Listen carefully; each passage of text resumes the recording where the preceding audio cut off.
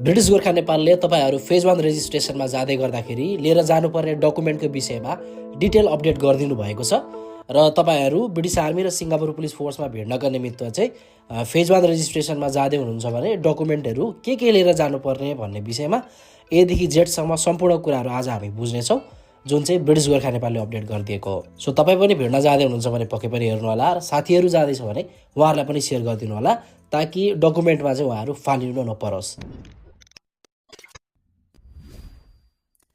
Okay, तपाईहरूलाई यो वर्षको phase 1 रेजिस्ट्रेसनको call forward list आइसकेको छ। भन्नको मतलब फेज 1 रेजिस्ट्रेसनमा हामी कहिले, कुन दिन, कहाँ जाने भन्ने विषयमा तपाईहरूलाई चाहिँ प्रष्ट रूपमा कल फरवर्ड लिस्ट अपडेट भइसकेको छ। तपाईहरू सबैजनाले प्रिपरेसन थालिसक्नु भएको होला, अब आफ्नो डेट पनि थाहा भइसकेको छ। त्यसको आधारमा तपाईँहरूले तयारी गरिसक्नु भएको होला। सबैभन्दा इम्पोर्टेन्ट अर्को तयारी गर्नुपर्ने चाहिँ के छ त भन्दा हाम्रो डकुमेन्टेसनको कुरा हो। डकुमेन्ट चाहिँ एकदमै धेरै झमेलाको कुरा पनि छ, किनभने एकजना व्यक्तिलाई जे आवश्यक पर्छ अर्को व्यक्तिलाई पनि त्यही आवश्यक पर्छ भन्ने कुरा हुँदैन। त्यसले गर्दाखेरि कतिजनालाई थोरै मात्रै डकुमेन्ट भए पनि हुन्छ भने कतिजनालाई धेरै डकुमेन्ट पनि आवश्यक पर्छ। त्यसैले गर्दा डकुमेन्ट मिलाउन चाहिँ एकदमै गाह्रो छ र ब्रिटिश गोर्खा नेपालले अकम्प्लिट डकुमेन्ट चाहिँ के चाहिन्छ त भन्ने विषयमा अपडेट गरिदिनु भएको छ। हामी त्यो बुझौँ। पहिलो कुरा चाहिँ जति पनि यहाँ डकुमेन्टहरू भन्छौँ यसको तपाईँले ओरिजिनल पनि लिएर जानुपर्छ, साथै तपाईँले फोटोकपी पनि गरेर लानुपर्छ। फोटोकपी गर्दाखेरि प्रत्येक डकुमेन्टको A4 साइजको पेपरमा एउटा डकुमेन्टको एउटा A4 साइजको पेपरमा हुनु पर्यो। जस्तै नागरिकताहरूको हामीले फोटोकपी गर्दाखेरि A4 साइजको पेपरमा आधीमा मात्रै गर्ने गर्छौँ, तर अब हामीले यो भर्ती प्रक्रियाको लागि चाहिँ नागरिकताको तपाईँले फोटोकपी गर्दा पनि A4 साइजको जुन ठुलो पेपर हुन्छ त्यसमा एउटा नागरिकताको गर्नु पर्यो। त्यसले गर्दाखेरि A4 साइजको पेपरको अगाडिपट्टि नागरिकताको अगाडि र पछाडिको दुइटै हुनु पर्यो, आधीमा हुनु भएन। अब तपाईँलाई आवश्यक पर्ने डकुमेन्टहरू यस प्रकार छ। सबैभन्दा सुरुमा त नागरिकताको प्रमाणपत्र। तपाईँ जो भिड्न जाँदै हुनुहुन्छ आफ्नो नागरिकताको प्रमाणपत्र लिएर जानु पर्यो अथवा नागरिकता बोकेर लानु पर्यो। त्यसै गरी अर्को दोस्रो नम्बरमा आउँछ मेसिन रिडेबल पासपोर्ट और ई पासपोर्ट, मतलब तपाईँको साथमा पासपोर्ट भएको हुनुपर्छ। अब धेरैजनाले अझैसम्म मेरो पासपोर्ट आइसकेको छैन, म के गर्नु भनेर भन्नुहुन्छ। अब भिड्न जाने डेटसम्म पनि तपाईँको पासपोर्ट आइपुग्दैन भने चाहिँ तपाईँले भिड्न पाउनुहुन्न। त्यसैले गर्दाखेरि मैले धेरै अगाडिदेखि तपाईँहरूलाई भनेको थिएँ पासपोर्ट हाम्रो साथमा चाहिन्छ, त्यो पासपोर्ट बनाउने प्रक्रियामा तपाईँ अगाडि बढ्नु होला भनेर धेरै अगाडिदेखि भनेको हो। अब जाने दिनसम्म पनि आएन भने यो वर्षको तपाईँको लस हुन्छ। अब त्यसपछि अर्को हामीलाई के आवश्यक पर्छ भन्दा PRsको म्यारिज सर्टिफिकेट। जस्तै तपाईँ भिड्न जाँदै हुनुहुन्छ, तपाईँको विवाह भइसकेको छ भने तपाईँको विवाह दर्ता पनि तपाईँले लिएर जानुपर्छ। अब तपाईँ सब्मिट गर्न चाहनुहुन्न भनेदेखि ठिकै छ, त्यो विवाह दर्ता नलाग्दा पनि हुन्छ। तर तपाईँ विवाह गरिसक्नु भएको छ, आफ्नो वाइफको डिटेल दिन चाहनुहुन्छ भनेदेखि तपाईँले आफ्नो म्यारिज सर्टिफिकेट पनि दिनु पर्यो। त्यसै गरी आफ्नो श्रीमतीको नागरिकता अथवा वाइफको नागरिकता पनि दिनु पर्यो, जसले बिहे गर्नुभएको छ उहाँहरूले। त्यसै गरी तपाईँको बच्चा पनि छ भनेदेखि, तपाईँको चाहिँ छोराछोरी पनि भइसकेको अवस्था छ भनेदेखि अब आफ्नो बच्चाको बर्थ सर्टिफिकेट पनि अथवा जन्म दर्ता पनि तपाईँले सब्मिट गर्नुपर्छ यदि छ भनेदेखि। अब अर्को भनेको प्यारेन्ट्सको ओरिजिनल नागरिकता। आफ्नो बाबा र मम्मीको ओरिजिनल नागरिकता तपाईँको साथमा भएको हुनुपर्छ, तपाईँले लिएर जानुपर्छ। त्यसको फोटोकपी त लिएर जानु परि नै गयो, तर ओरिजिनल पनि तपाईँको साथमा हुनुपर्छ।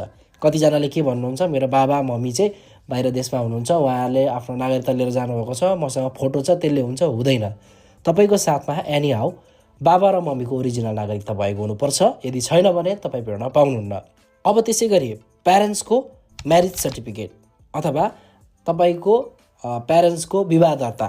अब यो चाहिँ कस्तो केसमा चाहिन्छ त भन्दाखेरि तपाईँले अब प्यारेन्ट्सको नागरिकता अगाडि राख्नुहोस् र तपाईँको नागरिकता पनि राख्नुहोस्। सबैभन्दा सुरुमा तपाईँले हेर्नुहोस् आफ्नो नागरिकतामा तपाईँको बाबा र मम्मी दुवैजनाको नाम लेखिएको छ भने तपाईँलाई प्यारेन्ट्सको म्यारिज सर्टिफिकेट आवश्यक पर्दैन, तपाईँले टेन्सनै नलिनु होला। अब यदि तपाईँको नागरिकतामा बाबा र मम्मी दुवैजनाको नाम लेखिएको छैन भने अझै अर्को एउटा अप्सन के छ भने तपाईँले आफ्नो मम्मीको नागरिकता हेर्नुहोस्। आफ्नो मम्मीको नागरिकता चाहिँ तपाईँको बाबाको नामबाट बनाउनु भएको छ, विवाह पश्चात बनाउनु भएको छ भनेदेखि तपाईँलाई फेरि चाहिँदैन, किनभने मम्मीको नागरिकताले नै चाहिँ खुल्छ कि मम्मी र तपाईँको बाबा चाहिँ दुईजना पति पत्नी हो भन्ने त्यही नागरिकताले खुल्छ। यदि त्यस्तो छैन, मम्मीले पनि चाहिँ आफ्नो नागरिकता माइतबाटै बनाउनु भएको छ र तपाईँको नागरिकतामा पनि बाबाको मात्रै नाम छ भने अब दुईजना पति पत्नी हो भन्ने कुरा खुल्दैन। त्यसले गर्दाखेरि बाबा र मम्मीको त्यति बेला चाहिँ म्यारिज सर्टिफिकेट पनि तपाईँले बोकेर लानुपर्छ। अब त्यसपछि अर्को हामीलाई आवश्यक पर्ने भनेको parents death certificate if applicable. भनेको यदि बाबा र मम्मीमध्ये कसैको चाहिँ मृत्यु भइसकेको अवस्था छ भने तपाईँहरूले मृत्यु दर्ता पनि लिएर जानुपर्छ। अब त्यस्तो केसमा कसैजनाको चाहिँ नागरिकता हुँदैन, अब त्यो केसमा तपाईँले के लिएर जानु पर्यो त भन्दाखेरि मृत्यु भइसकेको छ भने मृत्यु दर्ता लिएर जानु पर्यो। अर्को कुरा फेरि कोही मिसिङ हुनुहुन्छ, धेरै अगाडिदेखिको हराउनु भएको छ भनेदेखि त्यस्तो केसमा मिसिङ सर्टिफिकेट लिएर जानु पर्यो। अब मिसिङ सर्टिफिकेट चाहिँ हामीले कहाँदेखि बनाउनु पर्यो त भन्दा सिडिओबाट बनाएर लिएर जानु पर्यो मिसिङ सर्टिफिकेट। अब त्यसपछि हामीले आवश्यक पर्ने भनेको माइग्रेसन सर्टिफिकेट। अब माइग्रेसन सर्टिफिकेट भनेको चाहिँ के हो त भन्दा बसाइसराईको प्रमाणपत्र। बसाइसराईको प्रमाणपत्र चाहिँ कसलाई आवश्यक पर्छ त भन्दाखेरि जसको बाबाको नागरिकतामा भएको स्थायी ठेगाना र तपाईँको नागरिकतामा भएको स्थायी ठेगाना मिल्दैन भने अब तपाईँहरूलाई चाहिँ माइग्रेसन सर्टिफिकेट चाहिन्छ। जस्तै बाबाको नागरिकता एउटा ठाउँबाट बनाउनु भएको छ, पछि तपाईँहरू बसाइ सरेर आएर अब तपाईँको नागरिकता अर्को जिल्लाबाट बनेको छ भने तपाईँहरू त्यो बाबा बसेको ठाउँबाट अहिले तपाईँ बसेको ठाउँमा आएको जुन बसाइसराई छ हो त्यस्तो चाहिँ हामीलाई अब बसाइसराई चाहिन्छ। यो वडा कार्यालयबाट तपाईँले बनाउन सक्नुहुन्छ। त्यसै गरी अर्को पनि केस कस्तो हुनसक्छ भने तपाईँको नागरिकता चाहिँ एउटा जिल्लाबाट बनाएको छ, अहिले तपाईँ अर्कै ठाउँमा चाहिँ माइग्रेट गरेर अर्को ठाउँबाट फेरि तपाईँले पासपोर्ट निकाल्नु भएको छ भने अब सुरुमा बसेकोदेखि अहिलेमा आइपुगेको ठाउँको तपाईँले बसाइसराई पनि लिएर जानुपर्ने हुन्छ। त्यसले गर्दाखेरि तपाईँहरू बसाइसराई गर्नुभएको छ भने सिम्पली कुरा बुझ्दै हो भने तपाईँले पहिले एउटा ठाउँमा बस्नुहुन्थ्यो, त्यहाँबाट तपाईँले डकुमेन्टहरू बनाइसक्नु भएको छ, अब अर्को ठाउँमा बस्दै हुनुहुन्छ भने त्यस्तो केसमा हामीले बसाइसराई आवश्यक पर्छ, त्यो बुझिहाल्नुहुन्छ। अब त्यसपछि अर्को हामीलाई के आवश्यक पर्छ भन्दा कास्ट भेरिफिकेसन सर्टिफिकेट। यो भनेको जात प्रमाणीकरणको सर्टिफिकेट। यो कस्तो व्यक्तिलाई आवश्यक पर्छ भन्दाखेरि जस्तै तपाईँको नागरिकतामा भएको थर र तपाईँको बाबाको नागरिकतामा भएको थर एक्ज्याक्टली मिल्दैन भने तपाईँले तपाईँको बाबाको नागरिकता हेर्नुहोस् र आफ्नो नागरिकता हेर्नुहोस्। अगाडिको नाम र मिडल नाम बिचको नामले केही फरक पर्दैन। तपाईँको पछाडिपट्टिको जुन थर छ, जस्तै कसैको चाहिँ के छ भन्दा राई मात्रै छ पछाडिपट्टि, तर बाबाकोमा चाहिँ लेखिएको छ थुलुङ राई। अब यस्तो केसमा भनेको तपाईँहरूको मिल्दैन, एक्ज्याक्टली जे लेखेको छ त्यही लेखिएको हुनुपर्छ। त्यसले गर्दाखेरि चाहिँ तपाईँको जे लेखेको छ बाबाको थर तपाईँको नागरिकतामा त्यही नलेखिएको खण्डमा भनेदेखि तपाईँहरूले सिडिओ कार्यालय गएर, अब यो फेरि तपाईँको वडा कार्यालय गएर हुँदैन, सिडिओ कार्यालयमा गएर अथवा जिल्ला प्रशासन कार्यालयमा गएर तपाईँले त्यहाँबाट चाहिँ जात प्रमाणीकरणको सर्टिफिकेट लिएर आउनुपर्छ। यति यति नागरिकता नम्बर भएको बुवाको थर यो लेखिए तापनि र छोराको यति यति नागरिकता नम्बर भएको नागरिकतामा थर यो लेखिए तापनि भिन्न भिन्नै देखिए पनि यो थर एउटै हो भनी प्रमाणित गरिन्छ भन्ने किसिमको जात प्रमाणीकरणको सर्टिफिकेट लिएर आउनुपर्छ। यो चाहिँ तपाईँले कस्तो केसमा भन्ने कुरा बुझिहाल्नुभयो। अब त्यसै गरी अर्को हामीलाई के आवश्यक पर्छ त भन्दाखेरि गार्जेन्सको एनपिपी।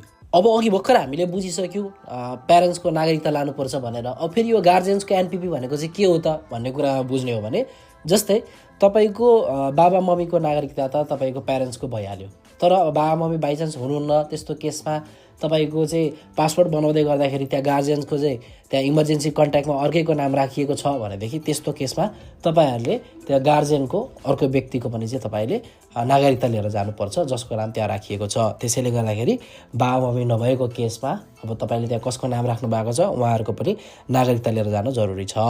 अब त्यसपछि अर्को हामीलाई आवश्यक पर्ने के हो त भन्दाखेरि एड्रेस भेरिफिकेसन सर्टिफिकेट।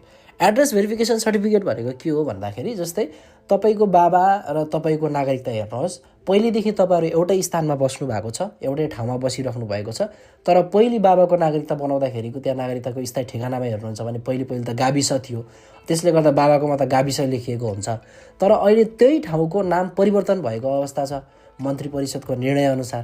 त्यसले गर्दाखेरि गाउँपालिका नगरपालिका भएको छ अहिले। हो त्यस्तो केसमा अब तपाईँको नागरिकतामा चाहिँ हुने भयो गाउँपालिका नगरपालिका।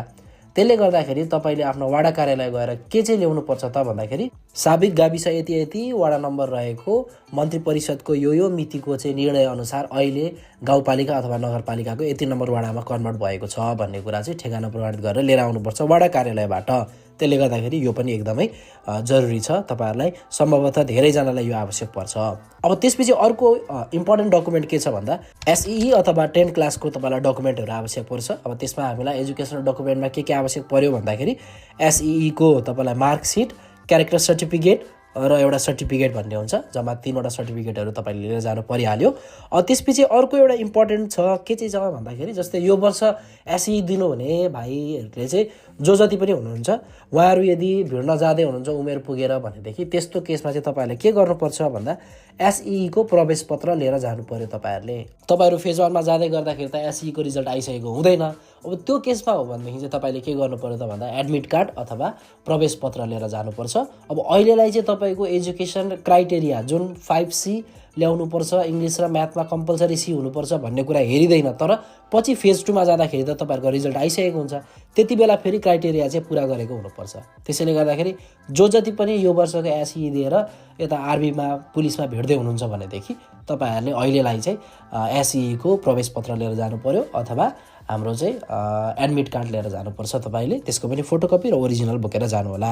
अब यति भएपछि तपाईँलाई अर्को 2वटा फर्म आवश्यक पर्छ जुन चाहिँ ब्रिटिस गोर्खा नेपालले तपाईँलाई प्रोभाइड गरेको छ, जुन चाहिँ के हो त भन्दा एउटा एप्लिकेसन फर्म हो। तपाईँले कसरी भर्ने भन्ने विषयमा मैले तपाईँलाई चाहिँ डेमोन्स्ट्रेसन भिडियो नै दिएको छु, बकैदा तपाईँले हेर्न पनि सक्नुहुन्छ।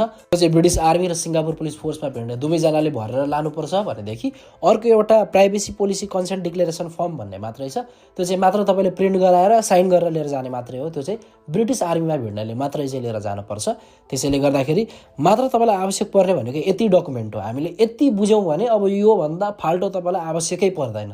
तपाईँलाई आवश्यक पर्ने भनेको यति डकुमेन्ट भरि चाहिँ कसैलाई यो सबै आवश्यक पर्न सक्छ भने कसैलाई अलिक थोरै आवश्यक पर्ला। जुन इफ एप्लिकेबल भनेर मैले त्यहाँ तपाईँहरूलाई एक्सप्लेन गरिदिएको क्राइटेरियाभित्र पर्नुहुन्छ भने डकुमेन्ट त्यो अनिवार्य रूपमा लिएर जानुहोस् सिफारिसहरू। तर त्यो मैले भनेको क्राइटेरियाभित्र पर्नु भएन भने तपाईँ त्यो सिफारिस नलग्दा पनि हुन्छ, तर नछुटोस्, कुनै पनि डकुमेन्ट छुटाउनु चाहिँ भएन। अब यो सम्पूर्ण कुराहरू तपाईँले बुझेर अनि डकुमेन्टहरू तयारी गर्नु होला। Thank you so much for watching. अर्को पालि फेरि नयाँ भिडियो लिएर आउनेछु।